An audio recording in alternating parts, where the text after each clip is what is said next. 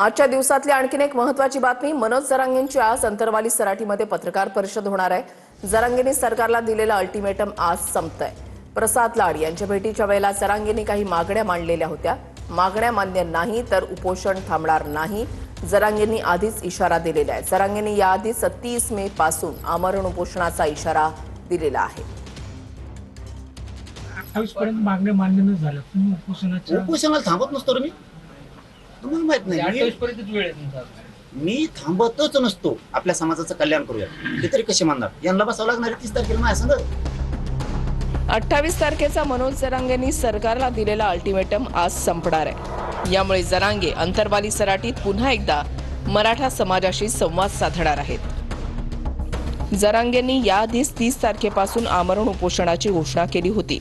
घर ना घर फिरवताना त्या तारखेला अंतरवालीला सगळ्या मराठ्यांनी यायचंच, वाऱ्यासारखा मराठ्यांनी धावले। 30 मेला अंतरवालीत आमरण उपोषण सुरू करतात। दरम्यान आठवड्याभरापूर्वी भाजपा आमदार प्रसाद लाड यांनी अंतरवालीमध्ये जरांगेंची भेट घेतली होती। यावेळी जरांगेंनी मराठ्यांच्या काही प्रमुख मागण्या प्रसाद लाड यांच्या समोर मांडल्या होत्या।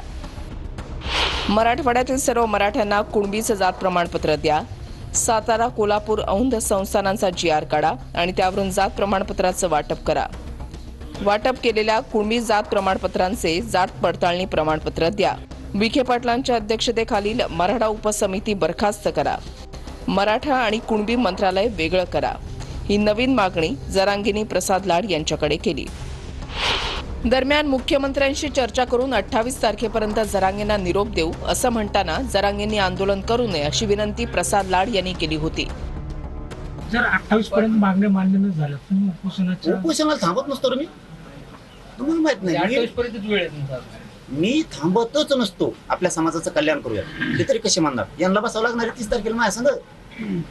त्यांचं वजन कमी करी तुम्ही बरोबर 30 तारखेला तुम्ही बघा। याम करायची गरजच नाही, ही धापात बसले होतंय, रेटून बसायचं मांडी घालून।